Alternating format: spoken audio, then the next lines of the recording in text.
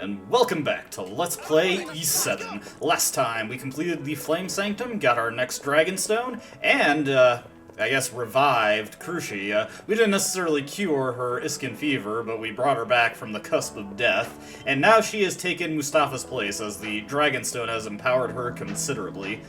In this part, what we're gonna do is warp off to the Cave Byway so that we can get to the Moonsong Path to get to Kylos Gorge. Let me just equip the Luminous Rock so we can see where we're going when we enter here.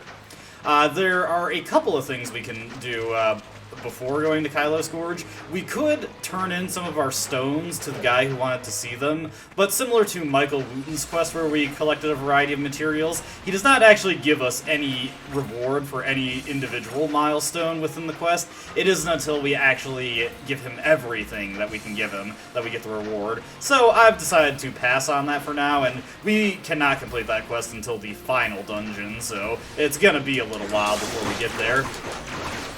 Let's see. We're heading towards Kylos. One of the things that we want to do there when we get there... Oh, jeez, I'm getting beat up by this crab something fierce.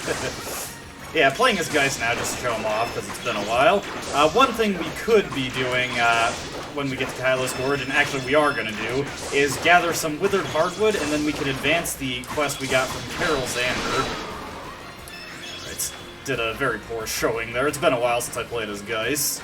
So we want to head through this cave. There are treasures for us to grab that we did not get before, since we only went halfway to get the Picard. May as well use up Geist's extra skill heal while we're using him. We will be playing as Mishera later, once we get to... Oh, here's a Maum extract, but... yeah, you know what, we're not going to be coming back this way anyway. Let's just use this up to top off Geist, get the Maum extract there. Getting one on camera this time. But yeah, I'll be using Mishera when we actually get to the Wind Sanctum. Right now, I'd rather use Geist. I think I made this abundantly clear when we went through the Wind Precincts. I'm not a huge fan of Mishera. Having played the game pretty extensively, I'm tempted to say she's the worst character in the game. Bad damage and high SP cost is a terrible combination. I should look over Geist's skill set, see if there's anything particularly good in here. It does not look like... Actually, no, he did not get anything new since we last saw him. He did not come in with upgraded equipment. I guess there logically wouldn't be any reason for him to do so. Ooh, jeez.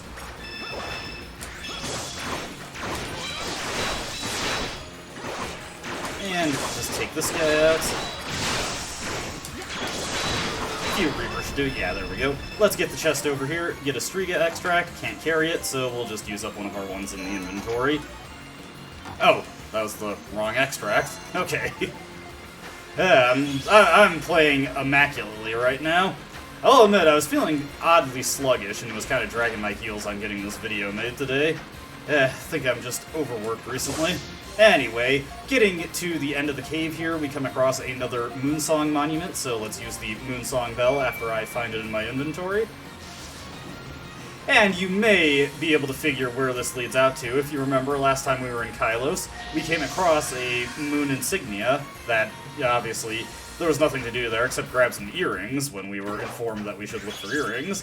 But now here we are in Kylos Gorge again. There is one more Titano enemy here. As you can see, it is a reskin of Fire Chicken. So let's beat this guy up, get him in the bestiary. Boy, he hits hard. Yeah, just let him heck out there, spam some Reapers. And we should have this guy dead in no time. Honestly, just to take this guy out as quickly as possible, I could probably use Adol. Yeah, he's equipped better anyway. We will be able to get new equipment once we get into Kylos, so don't worry if Geist and Mishera are behind right now. Not that most people would be worrying in general, since they probably would not use Geist and Mishera, but you know what I mean. That guy drops Titano Spines. For synthesizing the ultimate equipment later in the game, you need a lot of Titano Spines, so keep that in mind, any enemies that drop them. It's handy to get ahead of the game with collecting them. Particularly, it's a good idea to go for them once Elk has... what was it? Bandit. Just looking for a wood deposit here so that we can get the withered hardwood we need. I believe we need 4 pieces. We're just gonna have to take this guy out real quick. And this guy. Oh, geez, it's a party over here. It is, actually, though they are not terribly threatening, it is a good idea to take out weaker enemies when dealing with stronger ones. The reason for that is that your characters have auto-targeting, but they're pretty finicky with it sometimes. It often seems like they want to swing towards weaker targets. There isn't a hard targeting system in this game. The sequels just had either a dedicated lock-on or better free-flow combat. In this game, it kind of uses a not necessarily like auto-targeting system, but your characters will kind of sort of orient themselves towards enemies, and they rather annoyingly tend to prioritize weaker ones rather than stronger ones. This is a pretty big issue with the ladybugs in Altago Plains when you're dealing with the Titanos there. They just love to get it mixed in the conflict, and your characters will try to attack them. Really terrible if you're playing as a strike character like Dogi or Mustafa, who just outright cannot kill them because they miss every attack. We've got the Withered Hardwood, but we want to hit the monument in Kylos first before we do anything else. Now, you can hit the monument in Kylos, and that'll be fine, but there is something that happens as soon as you enter the town square. Let's just take care of that right now. This is a bit of a unique encounter that we get into here. I have mentioned that you can do these in any order that you feel, so I've never done this personally, but I believe you can come to Kylos with Mustafa and, you know, get the cutscene here with him. Or alternatively, you could have gone to Seagram first and had Cruci take on the other Sanctums. He sure has good awareness here, and hey, the Dragon Knights, that's a... jeez. Prejudice much?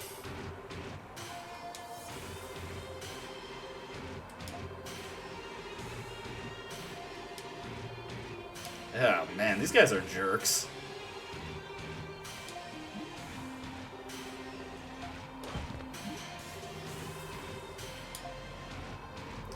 You know what, I feel like we should give these guys exactly what they want. Oh, that makes sense. Yeah, it's been a while since we got to crack some skulls of the human variety, so let's go for it.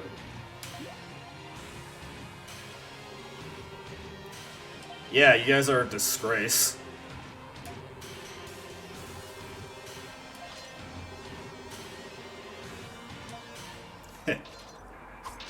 I don't think these guys know who they're dealing with, but we get into an encounter with the Dragon Knights here. These guys are a little dangerous. They like to thrust with their lances there, and those attacks come out pretty quickly, but they don't hit too hard, as you can see. Yeah, those attacks just come out super quick, so be careful. It is easy to get trapped in a corner and just have them stab you to death.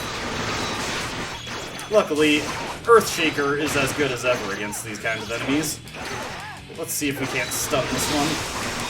And we'll use Sword Dance to start taking him out. And that was just a pile of bodies right there. That was like a Hanna-Barbera style fight cloud. Alright, that's another one down. And we can just Sword Dance this guy to death. There we go.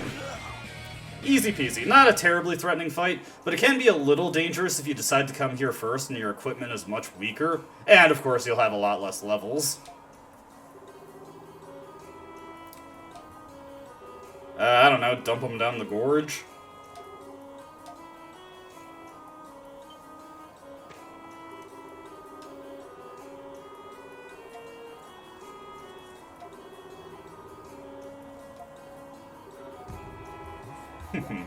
No surprises there.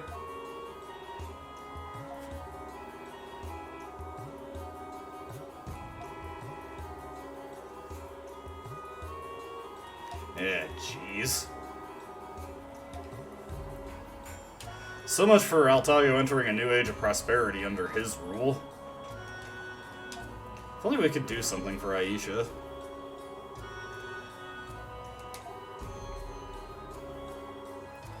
Dump him down the gorge!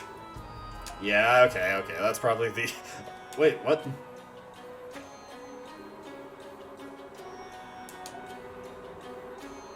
Oh, you can do that? My thoughts exactly, Elk.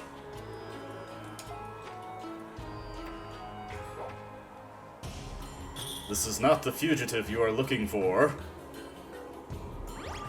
Oh, that guy is asleep with his eyes open. Well, both those guys are asleep with their eyes open.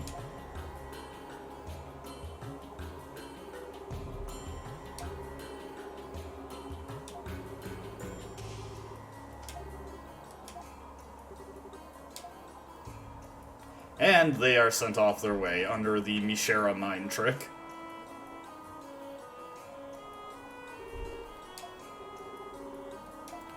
Yeah, hopefully. Yeah. Time's a-wasting, and who knows how quickly the problems in Altago are going to develop. And fortunately, this time around, we don't have to do any busy work to get the incantation. Mishera just knows it right out, which is probably why we gotta fight to waste our time in here. Anyway, we're not actually gonna go to the Sanctum right now. Now that we have the Withered Hardwood, we can return to Shinoa Forest and advance Carol Xander's quest for the Guardian Shrine. This is much less tedious than the first time we did this kind of quest, because we can just teleport back to the entrance of, well, not the entrance, but we can teleport back to the midpoint of the forest, and it's a much quicker trip now. And, of course, we can teleport right into Shinoa itself. And we will offer the flowers and the leaves.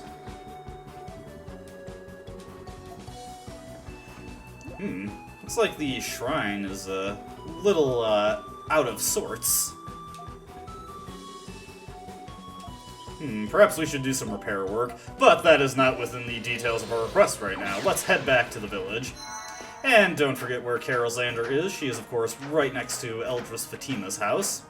One thing I want to note about Kylos, there is actually not a side quest associated with it at this point in the game. There is one more side quest that we can pick up, but it is not available at the moment. It is not in Kylos. It's kind of strange, honestly. I guess they just wanted an even 20, and they kind of put too many in the game early on.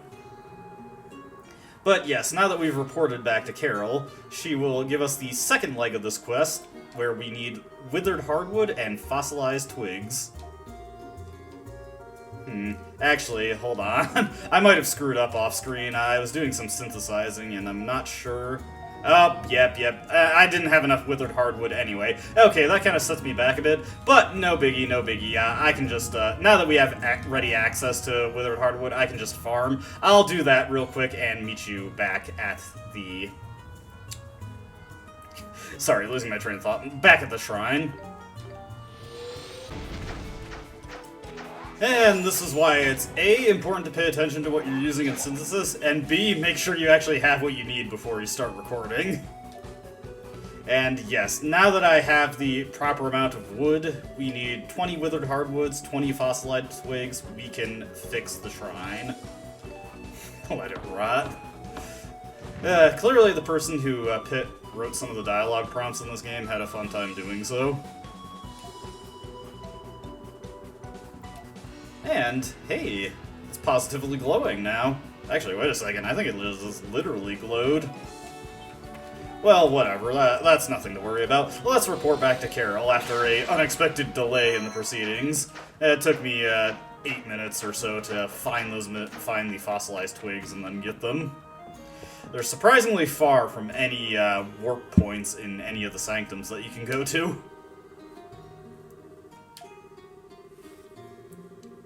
Oh, you know, it's what we do. And, of course, we get a little more money. And, conveniently, this time I actually made sure to have the spiritual water, so we can complete this leg of the quest right out. And, of course, we just warp back again. And thankfully, this is the last leg, and this is the leg this is the reason this quest is worth doing. We're about to see what happens when we clean the shrine with the spiritual water. Once we make it to it, let's just walk up, interact, and let's offer to clean it.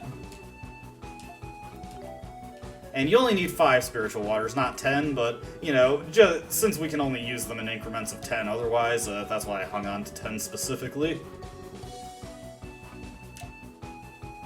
And upon cleaning the statue with the spiritual water,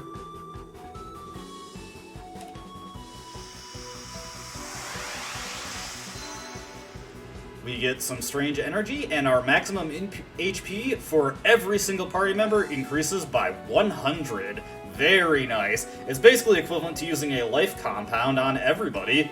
And if you do this quest while you still have Mustafa in the party, Krushi comes in with his exact same stats, so she does get the HP bonus also, even if she's not here. So yeah, that's a pretty awesome reward. To actually formally complete the quest, though, we do have to report it to Carol Xander.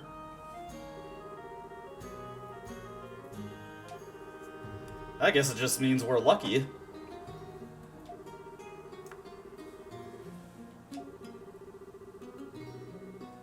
Now, this reward right here, this 5,000 gold, if you did not do the previous leg of this, or the previous half of this quest in part 1, the reward would actually be lower here. You can still get the HP bonus, but the amount of gold she would give you at the end of it would only be 2,000, according to the guide I read.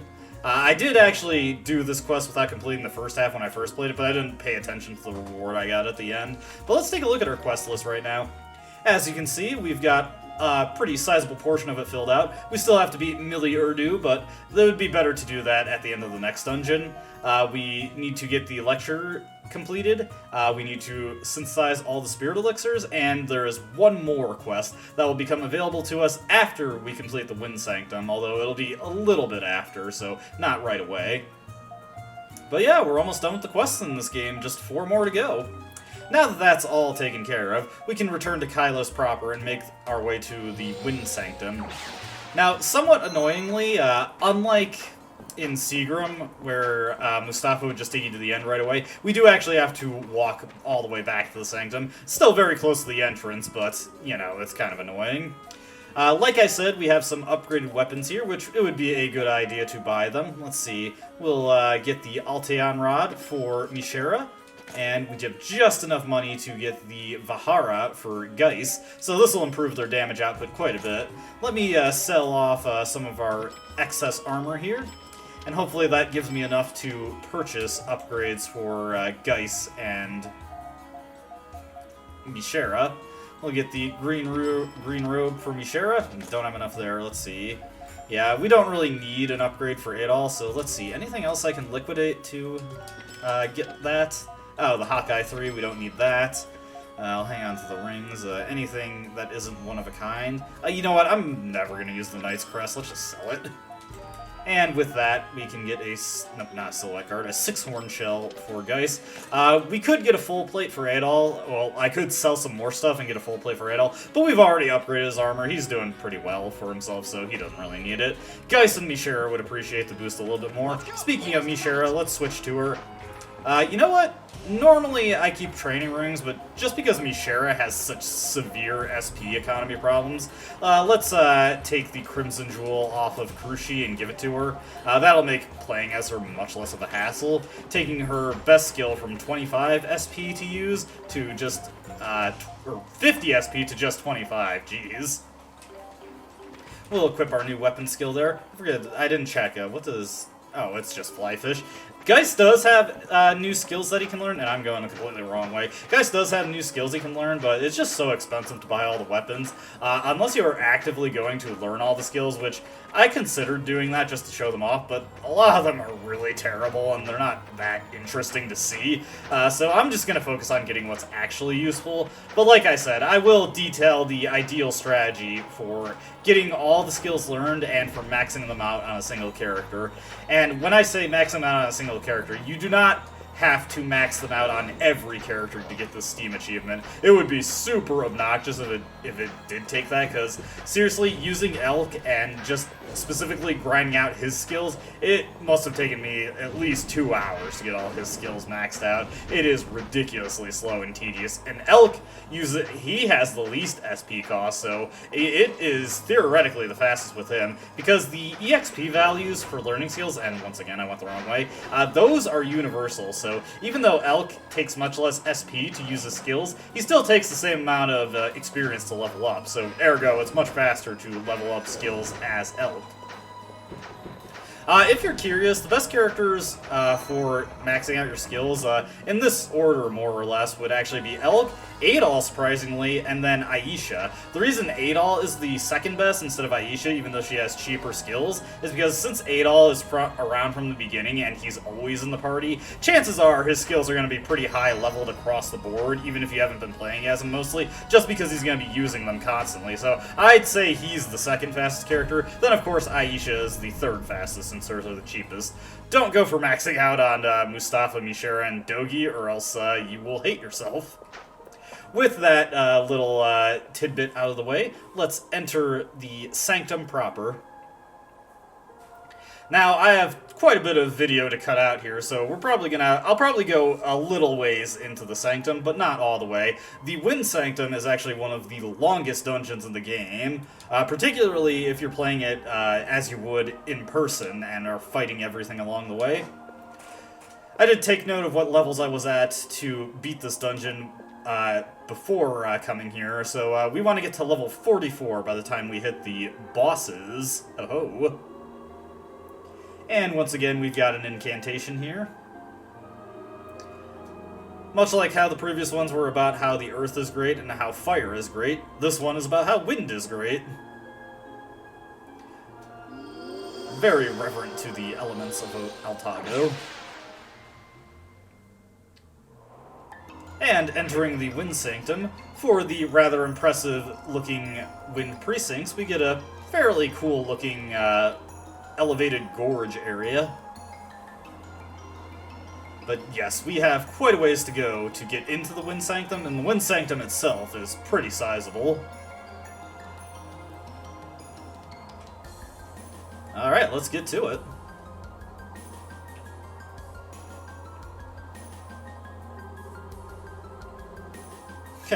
I suppose that's fitting. Yes, let's. Now, the Wind Sanctum actually has something very notable about it. Actually, right here. These guys right here. Let's kill this guy. And he drops windstones, but, okay. We want to kill more of them. The reason these guys are notable is because they drop iron ore, and they have a very, very high chance of doing so if you hit them with Bandit from Elk. So, this is, hands down, the best place in the game to gather iron ore, and you will need a lot of iron ore for some of the late-game synthesis, so it is important to keep collecting it. Even though it's the most basic synthesis material, you want as much of it as possible.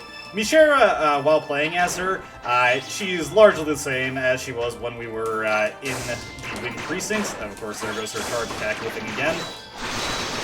We'll utilize Storm Gust just to get it leveled up a bit. But yes, she is largely the same as she was in the Wind Precincts. She just wants to use Tornado over and over again. And thankfully, she has it from the get-go. It's much more effective now that we have upgraded charge attacks and the Crimson Jewel. That means it's much cheaper to use, and we can get it out much faster in terms of SP gain.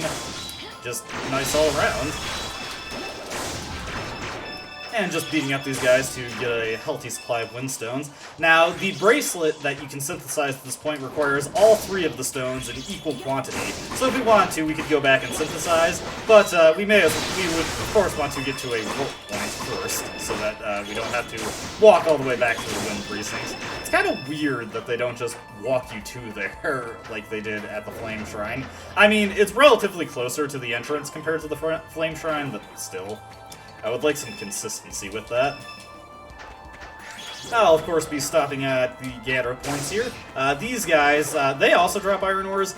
They are strike weak. I don't have a strike weapon right now, so for right now, we'll just ignore them.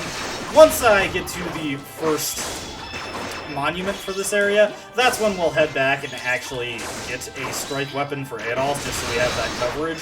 Right now, though, the Talwar is just better against everything else, so may as well stick to that. Over here is another gather point and another leaf gather point. Some Nadley flowers if you want to get them. Or maybe they're the leaves for this area. I'm pretty sure they're the flowers. Or maybe I'm wrong. Who cares? It's not a huge deal. You can get all that stuff in the Kylos Gorge anyway. Though, at least from the wood gathering points, you can get the fossilized twigs. You need fossilized twigs for a lot of synthesis recipes at this point, which is why I was out of them when I went to repair the shrine. Hey, level 7 Strength Blast, very nice. And we're just going to spam this a little bit to get it learned properly. And once it's learned properly, then Mishera can stick to using it herself.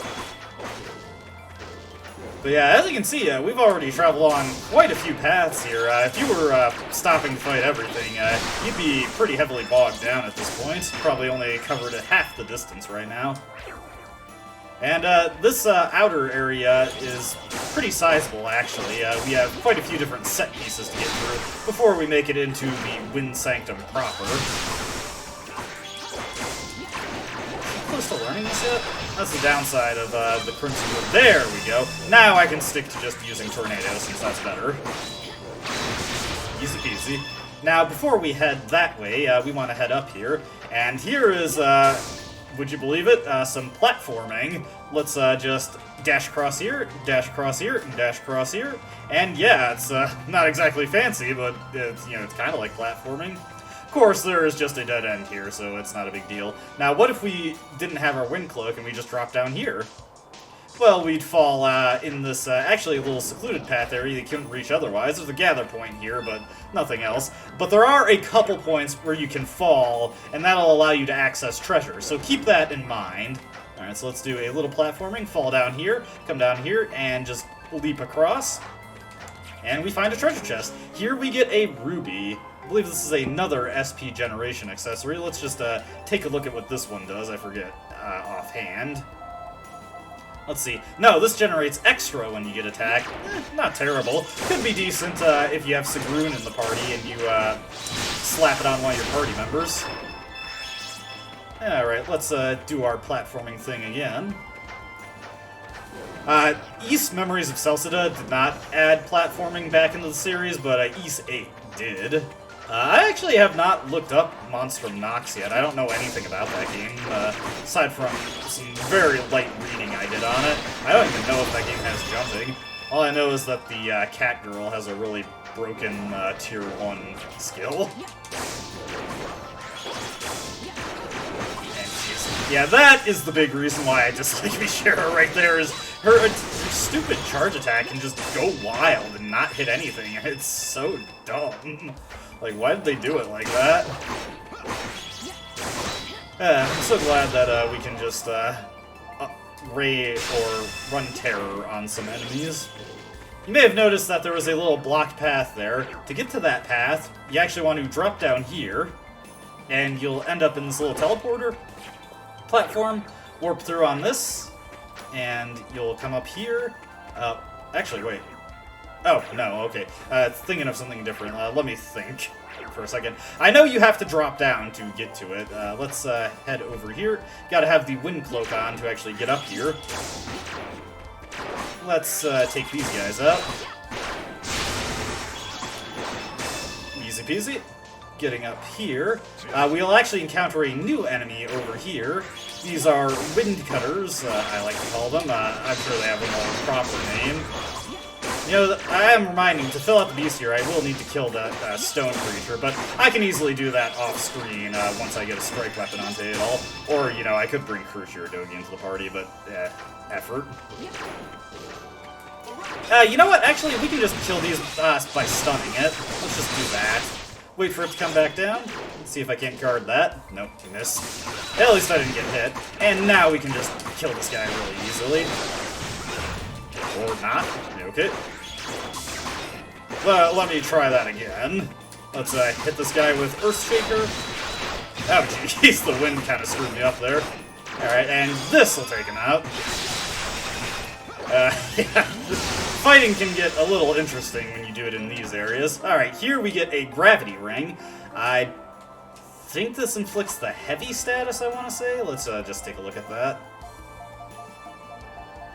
Where is it? Gravity ring right here. Yes, inflicts heavy status. Not really that useful for you, honestly. It's one of those ones that's way more useful when used against you by the enemies. Alright, let's drop down here. No. I don't think this is it. Yeah, this is not it. Okay, I have to pay attention.